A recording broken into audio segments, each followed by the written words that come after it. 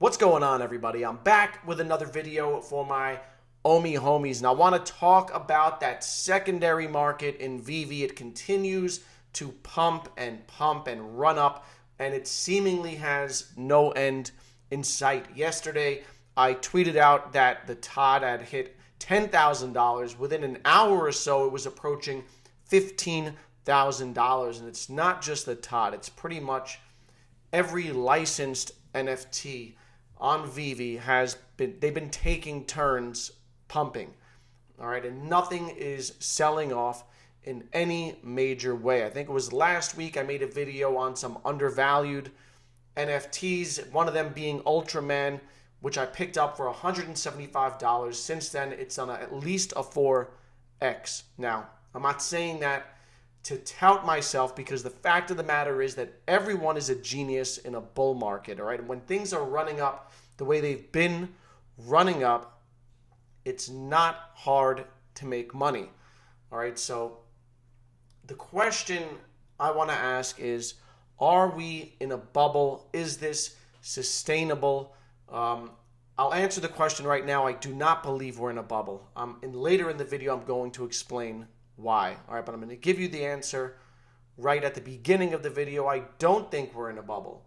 All right, and I'm going to get into why. But if you like this sort of content, make sure you hit the like button and subscribe to the channel. Follow me on Twitter. My Twitter handle is linked down in the description below.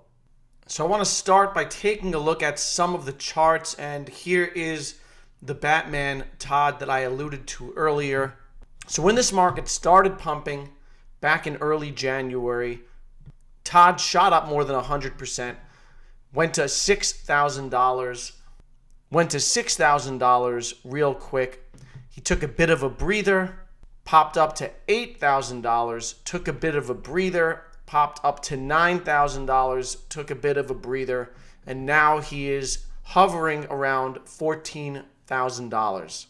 Here is R2D2 Golden Moments. Started the year at over $1,000, went up almost 100% to $2,500, took a breather, topped $3,000, took a breather, topped $5,000, took a breather. And here's Superman, and again, it's the same pattern. It pops, it takes a breather, pops again, pops again, pops again. So at the time of this recording, Superman is approaching $8,000. So this is how it's been since the beginning of the year. And if you look at any of the charts of all of the major collectibles, they all follow the same pattern, right? And yesterday, when TOD hit, when he broke $13,000, I sent my brother a tweet telling him that my TOD broke $13,000, and he responded by saying, "Are you an effing idiot? Sell now." So it got me thinking, am I an idiot? Are we in a bubble? All right. And I thought about it for a second, and I came to the conclusion that we are not in a bubble.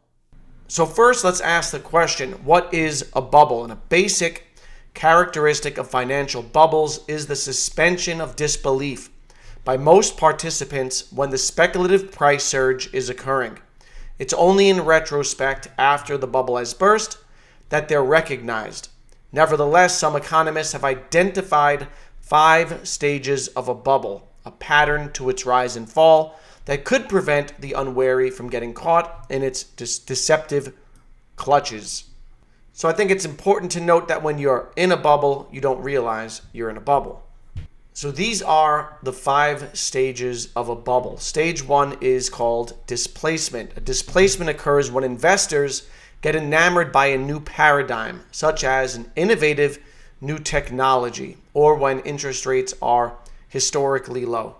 And it's very clear that NFTs are a new paradigm. It is an innovative new technology. So we can check displacement as stage 1. Stage 2 is the boom. Prices rise slowly at first, following a displacement, but then gain momentum as more and more participants enter the market, setting the stage for the boom phase. During this phase, the asset in question attracts widespread media coverage, fear of missing out, on what could be a once-in-a-lifetime opportunity spurs more speculation. This seems to be where we're at now, right? The prices are booming, and we're seeing people recognize that and get in. Next is euphoria. During this phase, caution is thrown to the wind as asset prices skyrocket, valuations reach extreme levels during this phase, as new valuation measures and metrics are touted to justify the relentless rise.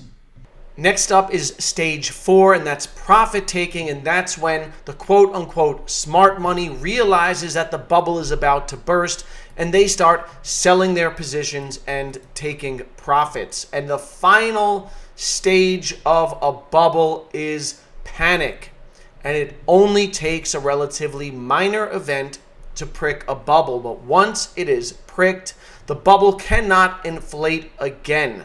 In the panic stage, asset prices reverse course and descend as rapidly as they had ascended. So reading through that article, you may come to the conclusion that yes, we are in a bubble with Veve NFTs, and that's because it seems to check many of the boxes. Yes, this is a brand new innovative technology, so might there be displacement? Yes, there is a boom in prices, and we're starting to see people take notice. Yesterday or 2 days ago, Dogecoin millionaire tweeted out that he's officially an Omi homie. Welcome to the community. By the way, we're starting to see signs of euphoria and people asking, what should I buy? What's undervalued? They're stacking, they're speculating. We haven't gotten to that profit-taking moment. I think that we will. There's likely to be a correction. We have MTL along the way. We're likely to get gem squeezes. All right, so I think that corrections will come, but what I don't think will come and why I don't think this is a bubble, and maybe I'm wrong, is that I don't see that fifth stage of panic ensuing.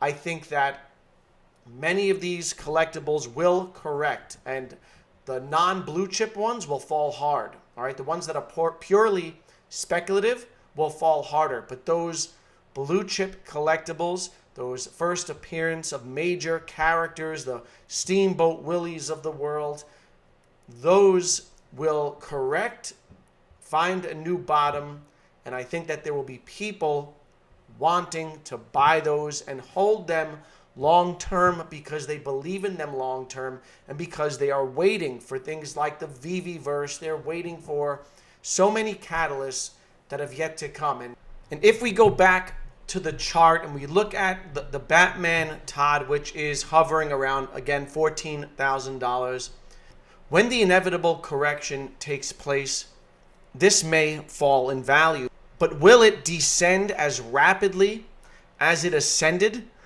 I don't see this going back to $3,000 ever again. I think that if it drops from here, there will be people waiting to buy it at the $10,000 level or whatever new support level forms. I think that many of these, specifically the blue chips, are forming new highs, and they will invariably form new lows. So I don't ever expect to see this at $3,000 again. Might we see it at $10,000? Yes. Might we see it at $8,000? Possibly. But I don't see it descending as quickly as it ascended. Now, what if I'm wrong and my brother's right, and I am an effing idiot? I have to take measures to protect myself, so I do that a few different ways. One is not to get euphoric or get too greedy. All right, I am not out there buying up all of these collectibles as they run up. All right, I try to find some that are a little undervalued and a little less risky.